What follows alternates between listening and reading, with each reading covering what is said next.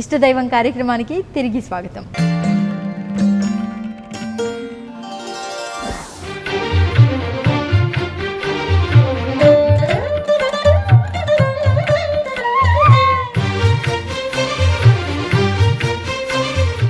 Madam, పూజా విధానానికి మన రోజువారీ సమయంలో ఎంత మాత్రం విలువిస్తే బాగుంటుందంటారు?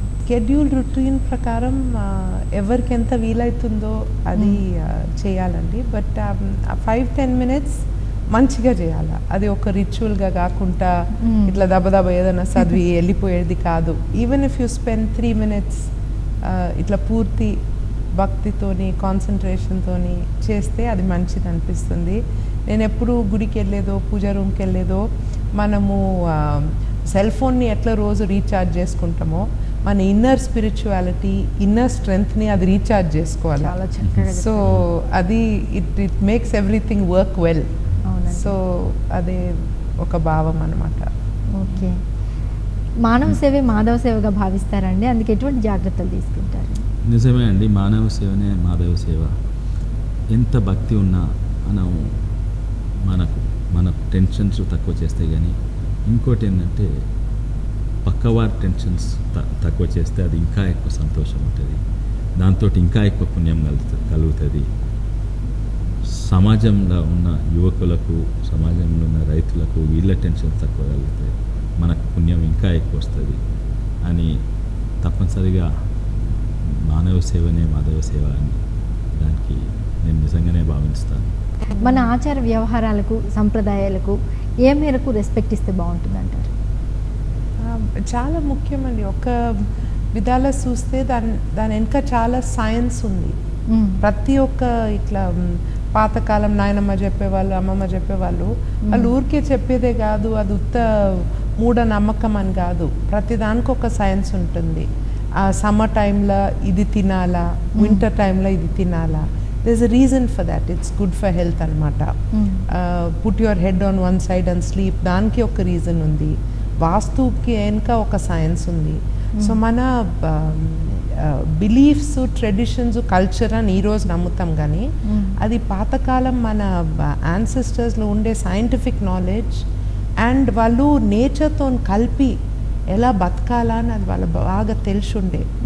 So that's also very important అనమాట. ఇవాళ రేపు మనం ఈ ప్లాస్టిక్ బ్యాగ్ తీసి ఇట్లా పడేసుడు, environment is getting spoiled. So అది కూడా ఒక type, that is also a భక్తి.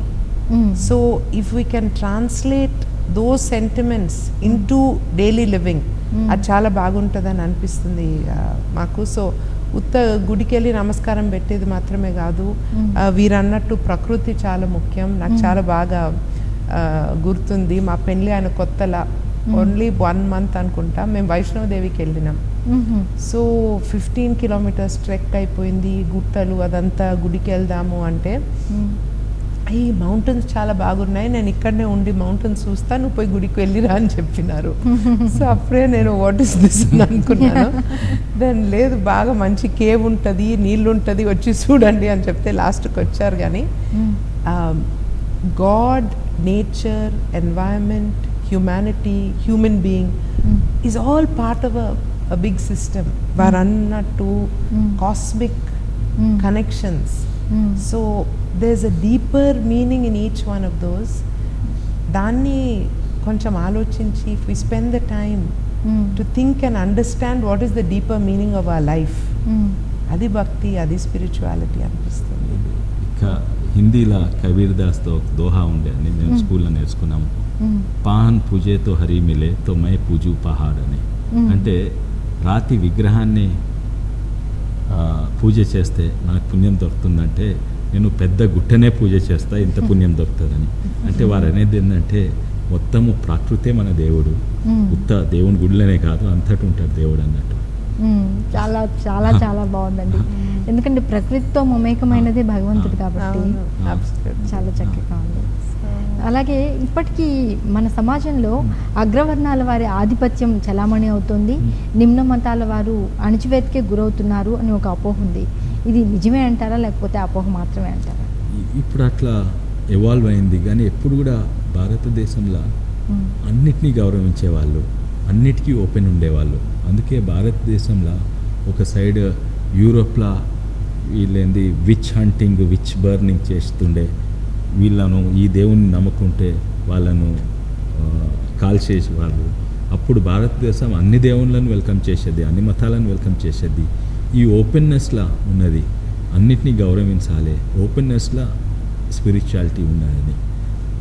ఇప్పుడు నేను దీన్నే నమ్ముతాను, వేరే దాన్ని నమ్మేటోళ్ళు తప్పు అంటే మనం ఒక దైవానికి ఒక అవకాశాన్ని బంద్ చేస్తున్నాము. దాన్ని మనము ఇంటలేము, మన హృదయము బంద్ చేస్తున్నాము. అన్నిటికీ ఓపెన్ ఉంటేనే మనము స్పిరిచువాలిటీకి ఓపెన్ ఉంటుంది, అన్నిటికీ ఓపెన్ ఉంటేనే మనం దైవం దగ్గరకు వచ్చే అవకాశం ఉన్నది. మొండితనంగా ఖచ్చితంగా ఇట్లనే చేయాలి, ఇదే పద్ధతి అంటే అది మూఢనమ్మకం అని నేను అనుకుంటున్నాను. ఓకే, మన బాబాలని అలాగే రకరకాల మనం పీఠాధిపతులు అంటూ వీళ్ళందరినీ మనం ఎలా అర్థం చేసుకోవాలండి? స్వామీజీలు, బాబాలు, పీఠాధిపతులు, వీళ్ళని ఏ రకంగా అర్థం చేసుకోవాలి? సో అది ఇవాళ రేపు అదొక డిఫికల్ట్ క్వశ్చన్ అండి. ఎందుకంటే అన్ఫార్చునేట్లీ చాలామంది చాలా పవిత్రమైన పొజిషన్ని రాంగ్గా యూజ్ చేశారు. కానీ నిజంగా చూస్తే అందరికీ ఒక గైడ్ కావాలా at different stages of life. చిన్నగా ఉన్నప్పుడు తల్లివారు నేర్పిస్తారు, ఇంకొంచెం పెద్దగా అయినాక గురుగారు నేర్పిస్తారు, ఇంకా పెద్దగా అయినాక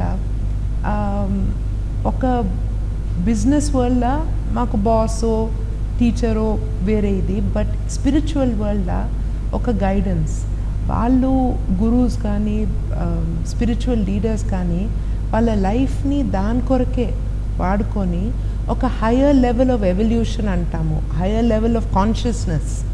ఆ హయ్యర్ లెవెల్ ఆఫ్ కాన్షియస్నెస్తోని మమ్మల్ని గైడ్ చేస్తే on the path of spirituality, అది ఆ స్పిరిచువాలిటీ పొందేటందుకు ఇంకా ఈజీ అవుతుందని ఆ నమ్మకంతోని, ఆ పద్ధతితోని మన సంప్రదాయంలో గురుగారులకు చాలా రెస్పెక్ట్ ఇచ్చి వాళ్ళని చాలా సొసైటీలో టాప్ మోస్ట్ పొజిషన్లో పెట్టాము.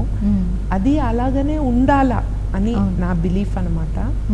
అండ్ చాలామంది దాన్ని కరెక్ట్గా యూజ్ చేసే ఇది ఉంటే it's very good for society. చివరిగా భక్తి టీవీ ప్రేక్షకులకు మీరు ఇచ్చే సందేశం అండి?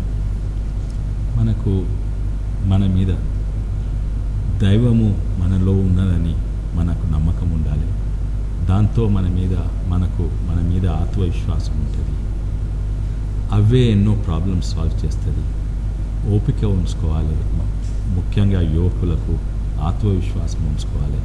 ఎందుకంటే దైవత్వము మన లోపల ఉన్నదని ఎప్పుడు కూడా మర్చిపోవద్దు. ఆ ప్రభావం మన మీద పడాలి, ఆ ప్రభావం పెంచుకోవాలి. వేరే ఇన్ఫ్లుయెన్సెస్, బ్యాడ్ ఇన్ఫ్లుయెన్సెస్, దాన్ని కొంచెం మనం ఇగ్నోర్ చేయాలి. మనలో ఓ డిసిప్లిన్ అండ్ పేషెన్స్ తోటి మనం చాలా, అండ్ హార్డ్ వర్క్ తోటి చాలా సాధించగలము. అండ్ ఈ మూడు మాత్రము మనం పాటిస్తే తప్పనిసరిగా మనం లైఫ్లో సక్సెస్ఫుల్ అవుతాం.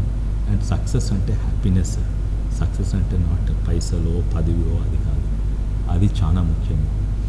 అండ్ అఫ్ కోర్స్ ఏవీ లేకుంటే హ్యాపీనెస్ ఉండడం కష్టము. అండ్ ముందుకు ఆల్వేస్ హోప్ పెట్టుకోవాలి, రేపు ఇవాళకంటే మంచిగా ఉంటుంది అనే నమ్మకం అనుకుంటే తప్పనిసరిగా మనం హ్యాపీగా ఉంటాం. ఓకే, మీరండి?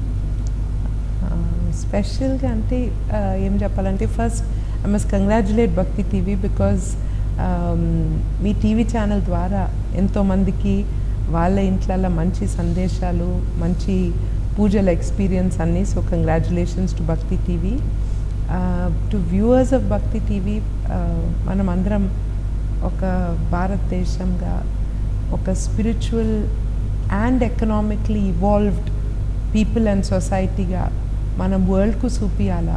వీరు అన్నట్టు what is important is happiness and to live with humanity, not just economic development. So అది చాలా ముఖ్యమైన మెసేజ్ అని అనుకుంటున్నాను. ఇంకొకటి, ఈ చాలా fast growing society, IT, computer technology అవన్నీ యూత్ దాన్ని చాలా గౌరవిస్తున్నారు. కానీ పేరెంట్స్కు మాతాపిత గురుదేవాహిత అలాంటివి చాలా ముఖ్యమైనవి. So remember your parents, your culture and combine both modern development and our culture and spirituality, so we give a new meaning to development. Thank you. Okay, thank you so much అండి.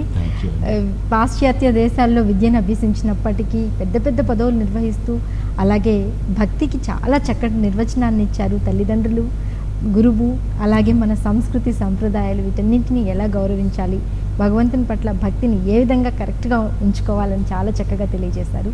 Thank you so much.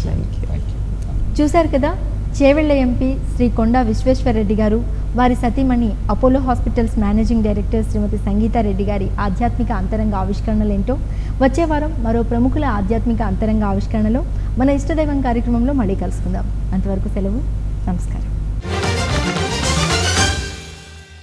మీ అభిప్రాయాలను, సూచనలను మాకు తెలియజేయాల్సిన చిరునామా భక్తి TV, care of Rachana television private limited, road number 92, Jubilee hills, Hyderabad 5,96,000.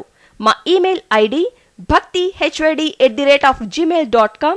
మా website www.bhaktitv.org. Phone number 901012222333.